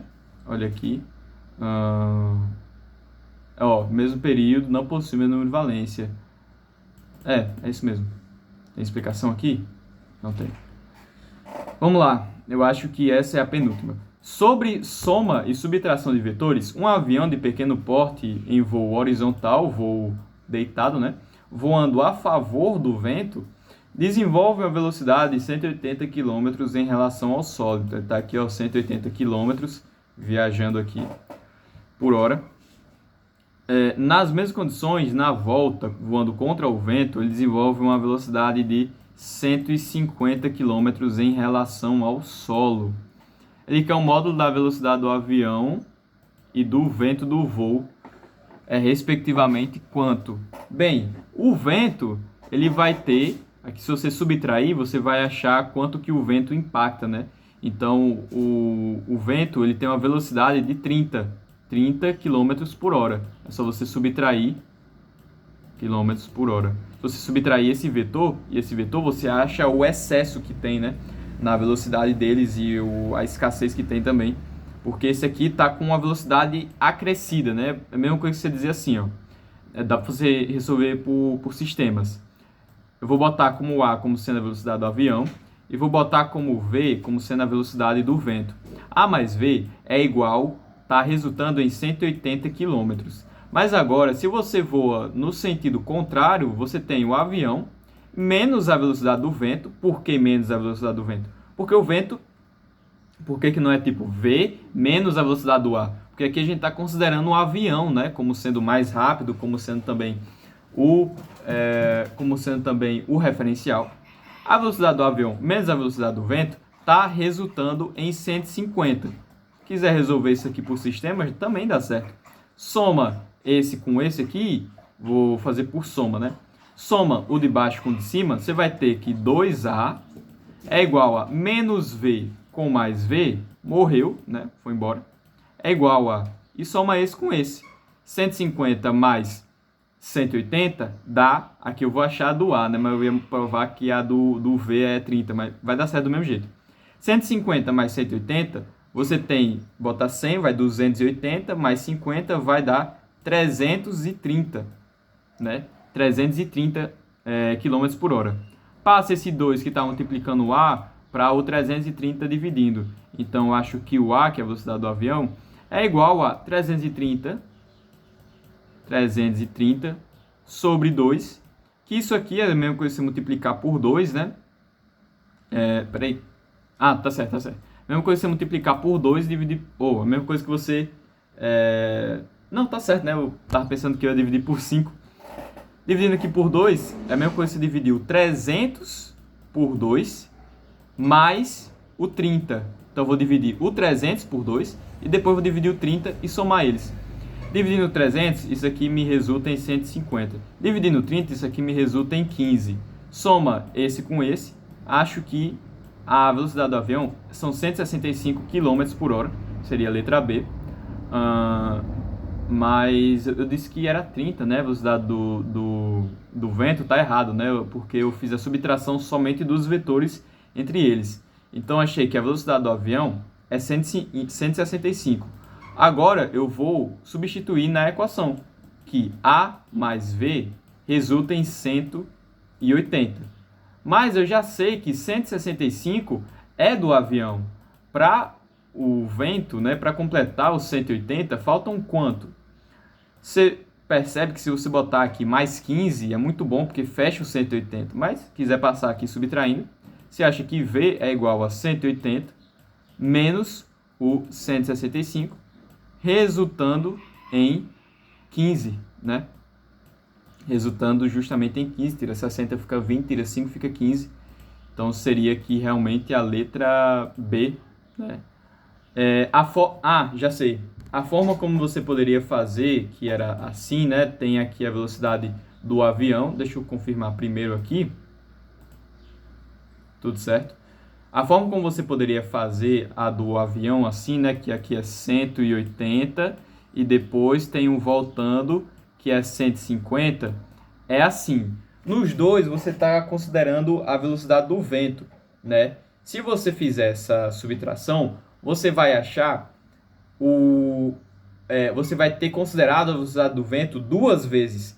Então, aquele 30 que eu tinha achado tá certo, mas eu estou considerando a velocidade do vento aqui repetida. Então, aqui, esse 180 é a mesma coisa que 150 mais o 30, entendeu? E aqui seria, né, 150 mais 30 não, seria o 165 mais o 15. E aqui seria o 165 menos o 15, entendeu? Aí você divide esse 30 por 2 para você achar justamente o 15, que é a resposta da velocidade do vento, né? Resultando aqui na letra B. Deixa eu ver aqui quantas pessoas acertaram, acho que a maioria, né? Caramba, 74%, achei que... É uma boa porcentagem, mas achei que a maioria ia conseguir fazer tranquilo. Deixa eu ver aqui. Basilar. Vamos lá. Vamos ver, acho que essa é a última, hein? Os fósseis exercem um importante papel na compreensão dos processos evolutivos que originaram os diversos grupos de seres vivos atuais, pois possibilitaram... O que os fósseis possibilitaram? Não vou ler isso aqui, né? Não precisa, pô. O que os fósseis possibilitaram? Bem, sem ler a alternativa, eu sei que os fósseis, eles possibilitaram você comparar estruturas, né, de animais diferentes. Então, você pega, por exemplo, ali um braço de uma asa de um morcego, e você pega um braço de humano, você percebe que existem ali ossos, né? Você percebe que existem estruturas semelhantes. Então, possibilitaram, né, a percepção da evolução em comum entre os seres vivos. Previsão sobre o resultado dos processos evolutivos atuais e futuros. Como assim? Como que a gente pode prever o futuro com isso, né? Não é isso, né? É mais entendimento do passado. Reconstrução parcial de espécies, nada a ver. Você vai reconstruir as espécies, vai reconstruir os habitats. Não, você quer entender muito mais o funcionamento da biologia atual. Possibilitam a reconstituição completa dos eventos, não, a confirmação da necessidade constante e adaptação das espécies, a comparação entre os genes das espécies ancestrais atuais. Os fósseis, confirmação da necessidade constante de adaptação das espécies. Então você está confirmando que existe uma necessidade constante das espécies se adaptarem. Nada a ver, pô. Patas dianteiras, patas traseiras, conteúdo estomacal, comparação entre os genes das espécies ancestrais e atuais. Não, aqui não é sobre o gene, né? Aqui não vai ser sobre o gene porque você está analisando a estrutura anatômica, né? Não é sobre o DNA do bicho. Confirmação da necessidade constante. Eu ainda quero matar isso aqui porque... previsão sobre resultado dos processos evolutivos atuais e futuros. Previsão. Então, os fósseis possibilitam a previsão. Então, você pega um fóssil de um dinossauro, você pode saber como que vai ser a evolução futura. Não faz sentido, né? Se pega um fóssil de dinossauro, você vai saber, agora eu consigo prever o processo evolutivo do futuro. Não faz muito sentido isso aqui, não. Os processos evolutivos atuais até faz sentido, né? Futuros não. Confirmação, então, isso aqui confirma, né, a necessidade constante de adaptação das espécies. Então, as espécies viviam se adaptando. Eu acho que só o problema aqui é que tá meio lamarquista, né? Parece muito uma ideia de Lamarck isso daqui, de adaptação das espécies. Mas eu acho que não deve estar errado, né? Eu acho que é isso mesmo. Porque parece que as espécies estão escolhendo se adaptar, né? Sendo que seria mais algo aleatório. Só que eu acho que essa necessidade constante de adaptação, eu acho que ele está falando do processo de adaptação de acontecer, né? Do processo de adaptação simplesmente acontecer. Ele não está dizendo que as espécies em si induziram isso. Reconstituição... Não... Deixa eu ver a B mesmo. Reconstrução parcial de espécies. Você vai com reconstrução parcial de espécies. Eu acho que é a B. Porque, você... Hipótese de que as serpentes evoluíram, linhagem de lagartos, alongaram o corpo. Aqui, escrevendo uma serpente dotada de 4 membros que habitou a região onde hoje é o Araripe. Então, eu acho que é a B, porque só em você sabendo aqui, só em você sabendo uma parte de algum fóssil, né, você consegue reconstruir mais ou menos qual era a espécie que tinha essa parte. E depois, só em você saber que aquele fóssil está ali, você consegue distinguir mais ou menos onde seria o habitat desse ser. Então, eu acredito que o meu estranhamento com a letra D estava certo. Vamos ver. Caramba, era isso mesmo. Era isso. Caraca, era isso mesmo. Caramba, nossa, essa foi muito boa. Muito boa. Olha isso. Olha aí. Tem um teor muito lamarquista, muito lamarquista. Olha aí, eu disse que não ia ler o enunciado, né? Caramba, gostei muito dessa questão. Muito boa. Tem explicação? Não tem. Mas eu acho que é esse meu pensamento mesmo. Porque analisando aqui, você sabe qual... Vamos supor, você tá ali no meio da selva, né? Na selva não, né? Você tá aí no meio da Amazônia. Aí você começa a cavar e você acha uma pata, um fóssil de uma pata. Aí você, por meio de análises, você consegue saber a qual espécie aquela pata mais se encaixa, e por estar na Amazônia, você consegue saber que ela provavelmente habitou ali ao redor, né? E não pode ser a D porque, confirmação da necessidade de adaptação das espécies. Não, não tá dizendo que as espécies em si, elas alongaram o corpo. Não, isso aconteceu de forma natural, foi uma seleção natural, né? Então, deixa eu ver se acabou. Não, ainda tem. Vamos lá. Do alto da torre de uma igreja, uma ave de rapina observa uma possível presa, parada exatamente abaixo do ponto em que espreitava o solo. Inicia então o ataque, abandonando seu corpo em queda livre por 2 segundos. Em seguida desacelerar, blá blá blá. Devido à aerodinâmica, pode ignorar a força de resistência, ok. Sendo a aceleração isso daqui, a distância do ponto de observação da ave de rapina até sua presa é... Vamos ver aqui, Inicia então o ataque, então ele abandonou, né? Tá aqui a ave de rapina, abandonou em queda livre por 2 segundos. A distância do ponto de observação da ave de rapina até sua presa foi de quanto? Bem, é só você aplicar, né? Calma aí. Só você aplicar aqui a fórmula. H é igual a GT ao quadrado sobre 2. Você sabe quanto tempo ela ficou. Você sabe a aceleração da gravidade. Você vai achar a distância, né? Que ela estava. A distância do ponto de observação, né? Você vai conseguir descobrir aí quando você bota essa equação aqui. Então vamos substituir, né? H é igual à aceleração da gravidade, que é 10 vezes 2, que é 2 ao quadrado, sobre 2. Já cancela esse 2 com esse, ficando 1, multiplica esse 2 por esse 10 aqui, resulta em 20 metros. Então ele quer, devido à aerodinâmica nesse momento vertical, a distância do ponto de observação. Qual a confusão que você pode ter aqui, que eu acabei de ter e acabei de dester? É que tá aqui a ave de rapina, tá aqui o pássaro, né? A ave, tá aqui e tá aqui a presa. Aí, mas e essa distância aqui? Ele não tá perguntando? Não, ele tá perguntando a distância do ponto de observação. Então, a ave aqui tá a 20 metros acima do solo, supondo, né? E o animal tá aqui a menos 20, né? Então tá uma distância de 20 metros.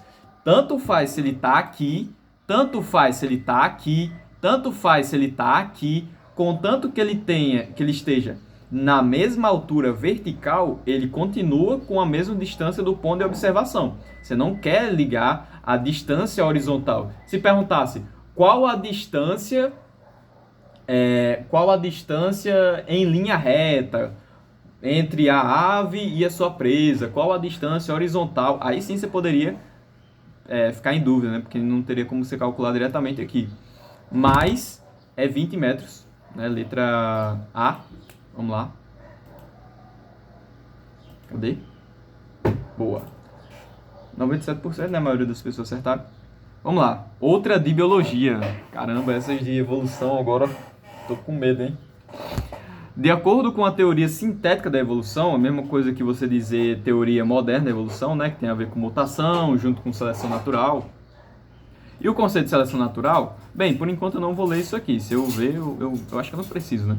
As adaptações que são favoráveis, que são bons, né, em um determinado momento, como é? As adaptações que são favoráveis em um determinado momento são favoráveis em qualquer outro momento? Não, né? Se você tem um corpo que ele é preparado para o frio e você mora em uma região que é muito frio, beleza. Agora, vem morar aqui no Nordeste, por exemplo, né? Se você vir aqui para o Nordeste, essa sua adaptação favorável não vai ser favorável, né? Espécies diferentes que ocupam o mesmo habitat se adaptam a esse local passando pelas mesmas mudanças genéticas e as transmitem aos seus descendentes. Cara, isso aqui tá muito Lamarck, porque tá me dizendo que ele tá passando, as espécies que se adaptam ao local e elas passam pelas mesmas mudanças genéticas, né? Tá, entendi. Ele tá dizendo que tem um cara aqui habitando uma caverna, tem outro cara aqui, tem uma mulher aqui, tem um menino aqui, e como eles são da mesma espécie, né? Não, espécies diferentes. Não, são espécies diferentes, né? Beleza. Então, enfim, esquece o que eu falei. Tem uma caverna aqui, aí tem um cara aqui, né? Tem um cara aqui, tem um urso aqui, tem agora um leão, e são espécies diferentes. Mas como estão no mesmo habitat, elas vão se adaptar ao local e vão passar pela mesma mudança genética. Como assim? Né? Não faz sentido. Elas mesmo vão passar pela mesma mudança genética. Você acha mesmo que um homem aqui ele vai ter a mesma mudança genética que um urso? Não pode, né? Não faz sentido isso aqui, né? Tá errado. Organismos que apresentam características mais favoráveis em certo habitat têm menor probabilidade de sobrevivência. Não, você tem característica favorável, né? Isso aqui tá, né? Indivíduos bem adaptados deixam mais descendentes e, portanto, contribuem mais para o pool genético, para o pool gênico da próxima geração do que indivíduos mais mal adaptados. Acho que ele quis dizer aqui que contribuem mais para a diversidade genética, né? Para a melhora genética, alguma coisa assim. As adaptações benéficas em um habitat normalmente devem ser a mesma coisa que a letra A, né? Adaptações são favoráveis em um meio é a mesma coisa que em outro meio, né? Indivíduos bem adaptados deixam mais descendentes, contribuem do que indivíduos mal adaptados. Deixa eu ver isso aqui, espécies diferentes. se adaptam, está dizendo que é a própria espécie. Isso aqui tem um teor lamarckista, não pode ser essa. Passando pelas mesmas mudanças genéticas e... Não vão passar pelas mesmas mudanças genéticas, são outros organismos. Organismos que apresentam características mais favoráveis, têm menor... Não, pô, isso aqui não é a letra D mesmo. Ó, 95% de taxa de acerto. Vamos lá. Tem muita de física, né? Vamos nessa.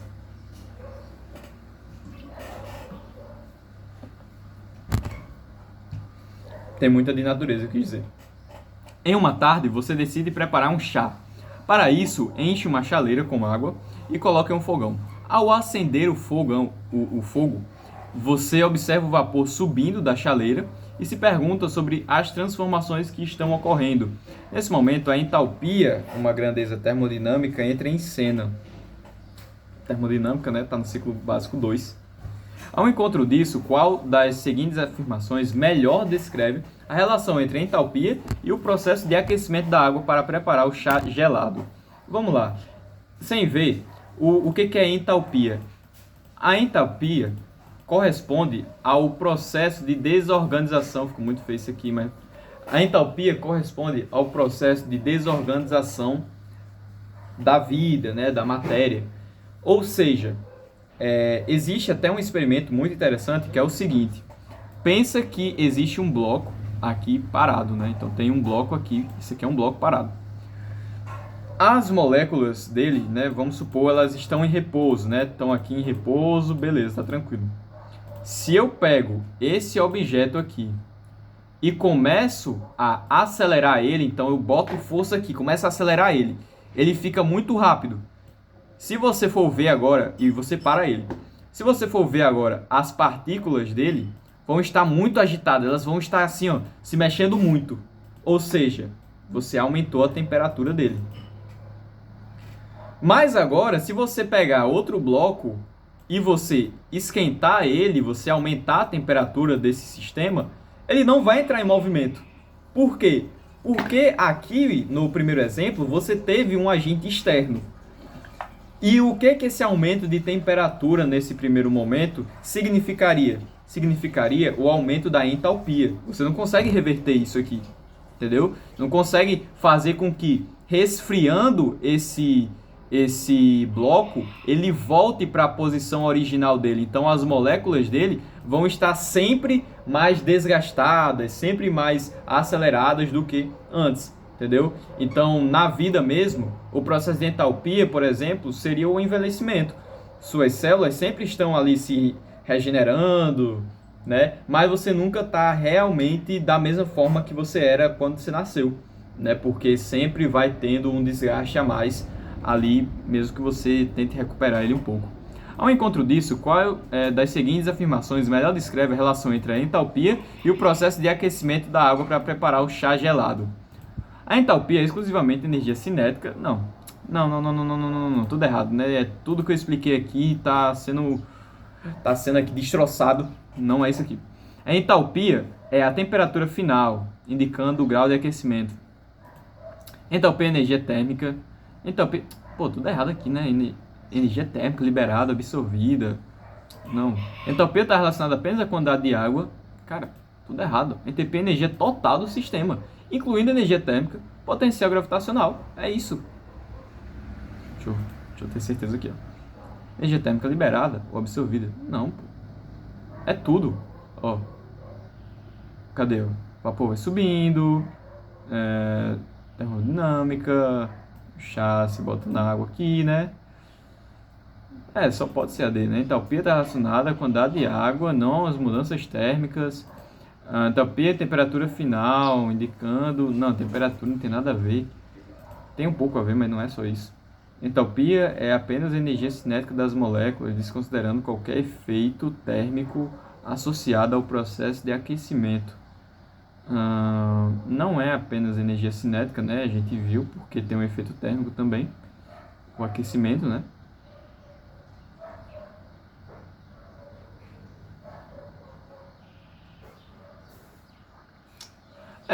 Porque a entalpia, se ela fosse somente energia cinética, não faz sentido, porque a energia cinética gera o aumento de temperatura. O efeito térmico não tem a ver com a entalpia? Não, pô, entalpia é energia total. Não acredito. É energia liberada ou absorvida durante uma reação química. Pô, era só ter lembrado, cara. Você tem uma reação química, aí tem o ΔH, que é a entalpia, né? A variação da entalpia. É lógico que é energia liberada ou energia absorvida, porque aqui ele está falando sobre a questão da termodinâmica. Era só ter lembrado isso, pô. Entalpia positiva significa que o corpo está recebendo calor. Entalpia negativa significa que o corpo está perdendo calor, né? Pô.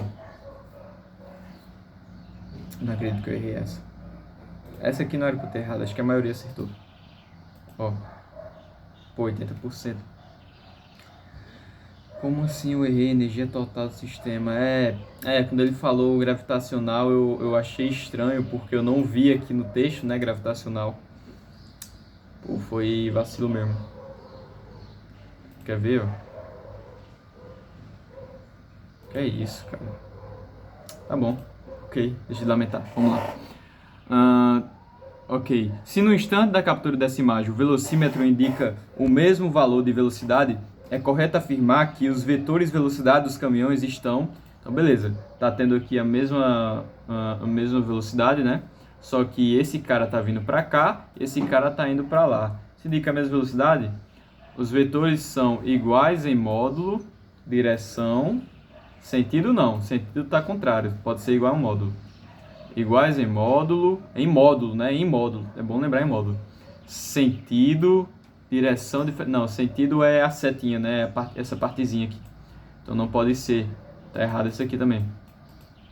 Iguais em módulo, direção, mas com sentidos opostos. Perfeito, a letra C.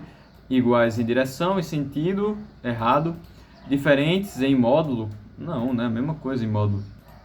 Isso aqui foi para não zerar, né? Igual em módulo, direção, sentido oposto. Cadê? Perfeito isso aqui, né? Facinho. Ó, considerando-se essas informações, a estrutura iônica e as propriedades dos elementos químicos, é correto afirmar que o raio iônico do cátion... tem que lembrar de raio iônico, né? Vamos lá. O que é o raio iônico?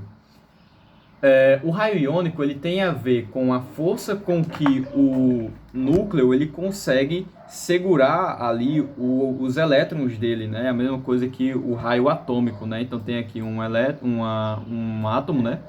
Tem aqui o elétron. Se você aumenta a camada aqui, fica mais difícil dele segurar aqui os elétrons, né? Mas, né? Então tá aqui, né? Se você aumenta a camada, é mais difícil dele segurar. Então, o raio iônico dele aqui é maior. Mas, se você perde... Droga. Se você perde esse elétron, né? Ele vira um cátion. Essa camada deixa de existir. Ou mesmo existindo, você não tem mais aquele elétron. Então, fica mais fácil do átomo segurar, né? Do núcleo segurar, reduzindo o raio atômico, né? Então, o raio iônico do cátion magnésio 2+, é maior do que o raio iônico do cátion 2+.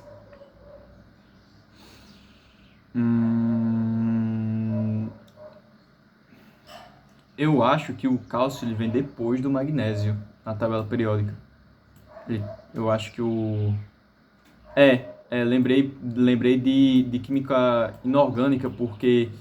tem um átomo aqui, acho que é o berílio, não sei, que ele é bem fraco. Aí depois vem o magnésio, que ele já é mais fortinho. E depois vem o cálcio, que é muito mais forte. Então, aqui estaria tipo no terceiro período, eu acho, né? Alguma coisa assim. Sendo que ele está na segunda família. E aqui ele vai ter mais camadas. O cálcio ele tem mais camadas. Se o cálcio tem mais camadas, o cálcio ele vai ter um raio maior, né? Então, o raio iônico do Mg é maior? Não, tá errado. O cálcio tem um raio atômico muito maior. O íon monovalente e o íon monovalente de potássio são isoeletrônicos. Tem a mesma quantidade de elétrons, impossível, né? porque eles estão em períodos diferentes, né? Então eles vão ter a diferença de camadas, né? Diferença também de camadas mesmo, né? Então não pode ser isoeletrônico, não tem o mesmo número de elétrons. Carga nuclear do potássio é o dobro da do íon sódio. O potássio mais é o dobro do sódio. A carga do núcleo. Calma aí. A primeira energia de ionização do átomo do potássio é maior do que a do átomo de sódio. A primeira energia do átomo de potássio é maior. Pô, o cara é precisaria da tabela periódica. Calma aí. A configuração eletrônica do íon cálcio apresenta um maior número de níveis eletrônicos. Então, tem maior número de níveis eletrônicos do que a do íon Mg+, 2+.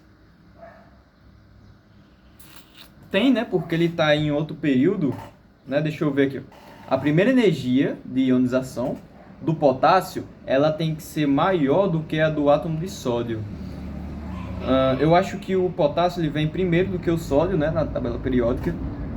Vindo primeiro do que o sódio, faz com que ele tenha um raio menor, né? Então, para você arrancar um elétron dele é mais difícil. Pô, mas aí primeira energia é maior do que a do átomo de sódio. Caramba. Eu acho que então é o sódio que é o primeiro, né? Porque ó, a configuração eletrônica do íon cálcio mais 2 apresenta um maior número de níveis eletrônicos do que a desse cara aqui. Tem mais níveis eletrônicos aqui, pô. Níveis de elétrons. Não, né? Porque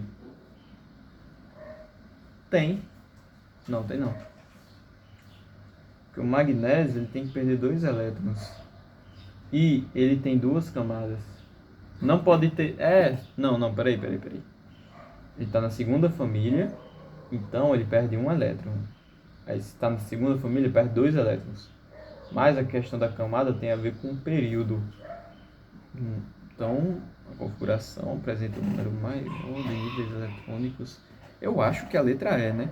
A letra C, a carga nuclear do íon potássio é o dobro. Então, ele tem mais prótons, o dobro da carga. Pô, é o dobro. Não sei mesmo. Primeira energia de ionização é maior do que o átomo de sódio. É só lembrar aqui, né? KOH. Isso aqui é mais forte do que esse. NaOH. Esse é mais forte do que esse, né? Tenho quase certeza que esse aqui é mais forte. Se esse aqui é mais forte, é porque ele se dissocia mais facilmente. Se ele se dissocia mais facilmente, é porque ele não gosta tanto de elétrons. Se ele não gosta tanto de elétrons, é porque ele tem um raio atômico maior do que esse. Se ele tem um raio atômico maior do que esse, é mais difícil de você ionizar esse aqui do que esse. Caramba, cara. Eu vou de D, viu? Pelo jeito aqui. Configuração do K mais 2 apresenta... Eu vou nessa. Pô, era E mesmo, cara. Eu tava certo. É porque... a maioria marcou E mesmo. Era E, pô, tava certo. Porque eu fui inventar uma lógica, nada a ver. Né? Mas a maioria ainda acertou, pô. Foi um número de acerto bom, né? Pô, eu errei essa, não acredito. Tava certo a minha lógica, pô. Fiz toda uma lógica trabalhada e final. A tabela periódica no formato utilizado atualmente é o resultado do trabalho químico. Não, demora não. É o resultado do trabalho do químico do sobrenome. É relacionado à organização do século XIX. A pesquisa científica relacionada à organização sistemática dos elementos químicos a partir das suas propriedades físico-químicas teve início no século XIX. Século XIX não era Dalton, não era Thomson, acho que era Rutherford. Não, mas tá falando da tabela periódica, pô. Então acho que é esse cara aqui. Porque Porque os outros é modelo atômico, né?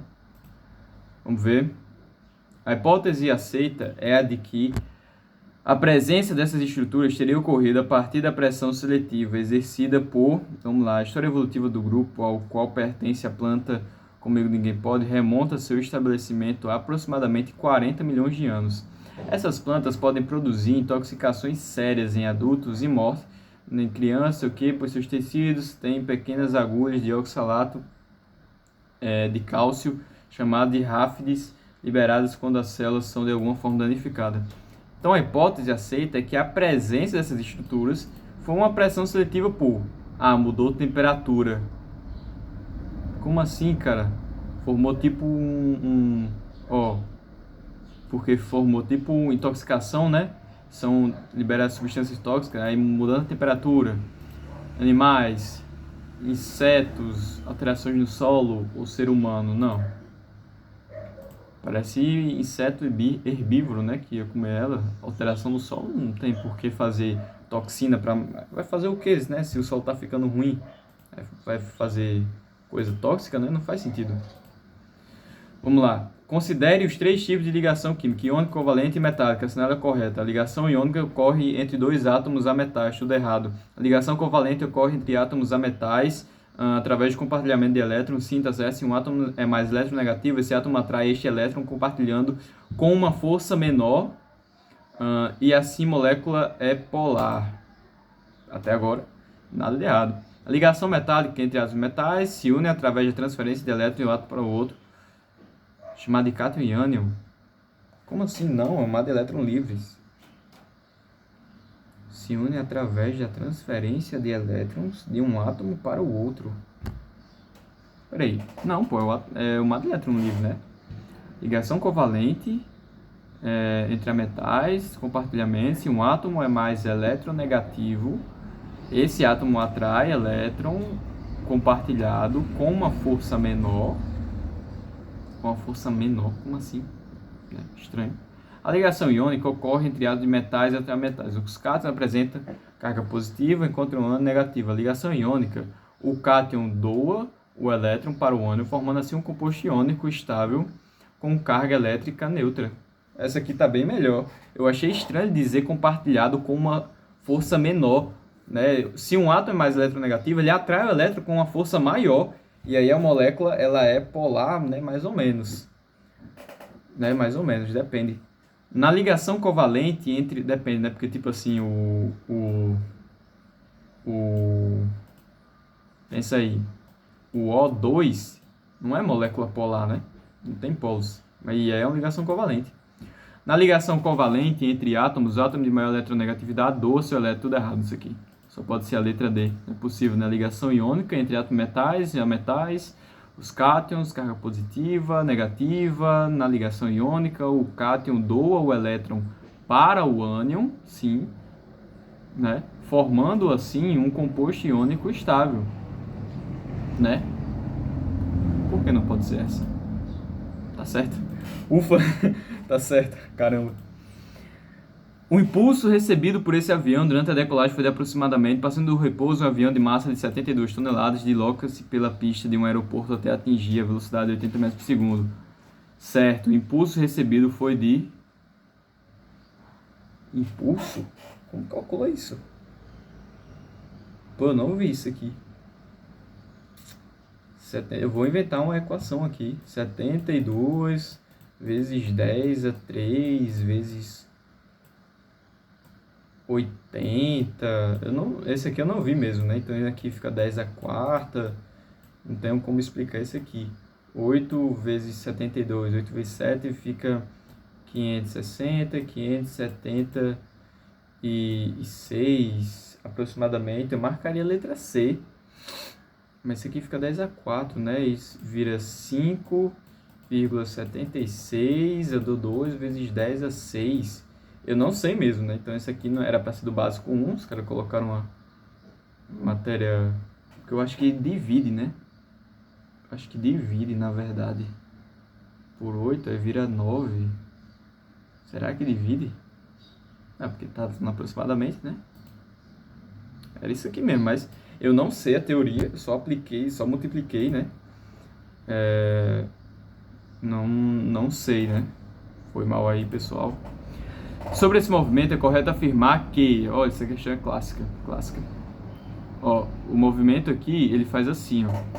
Com a combinação de forças verticais de suporte, então tem aqui, ó, forças verticais atuando aqui para cima para suportar ele, e forças horizontais propulsivas, né? Então ele está empurrando para cá, né? Para ir para lá. Então forças horizontais propulsivas vem para cá, né?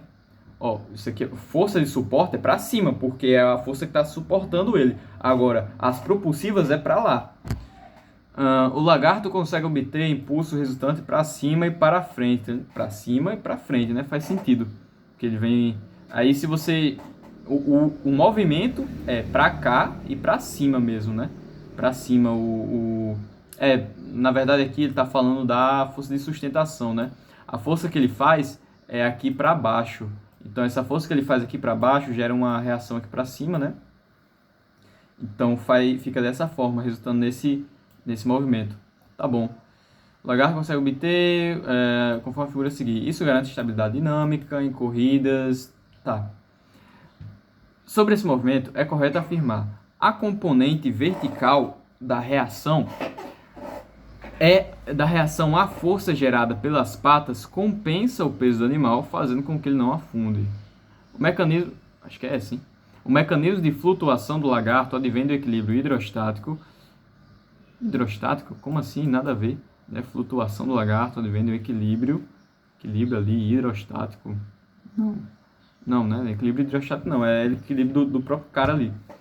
Por ser um meio viscoso, a água é um meio viscoso, a água possui um atrito desprezível. Como assim? Se for um atrito desprezível, ele não consegue flutuar, né? Não consegue fazer esse movimento. A alta salinidade da água é condição necessária para que ocorra a tensão superficial da água por si só, né? Nada a ver também, né? Porque, não adianta nada ter uma tensão superficial. Por exemplo, a água tem a tensão superficial. Por que a gente não consegue fazer isso? Porque justamente a gente não consegue ter esse mesmo equilíbrio dinâmico que esse cara tem. Mas agora um mosquito, por exemplo, consegue ficar em cima da água, né? Então não é condição suficiente, não. Né? A alta salinidade da água é condição necessária para que ocorra um equilíbrio. Por quê? Né? Não vejo motivo. Eu sei que se você bota uma água que ela tem sal, né? Você vai aumentar aqui a densidade dela, ficando mais fácil de você flutuar, mas não é porque tenha sal que vai fazer esse equilíbrio. É muito mais algo físico do que algo químico, que é a componente vertical da força, né? A força gerada pelas patas, que ele gera essa força aqui que eu desenhei, né? Compensa o peso do animal aqui, né? Fazendo com que ele não afunde. Só pode ser essa, né? Essa. Ufa. Beleza, legal essa questão. E por meio... Beleza. Aqui acabou, finalmente, né? Demorou aqui 2 horas, mas porque eu estava explicando. Se eu fosse fazer mesmo assim, sem falar nada, acho que seria 1 hora, né? Acho que foram 30 questões. E acho que tá muito bom aqui. Acho que foi um bom treinamento, né? E muito legal. As questões de natureza estavam mais difíceis do que eu esperava.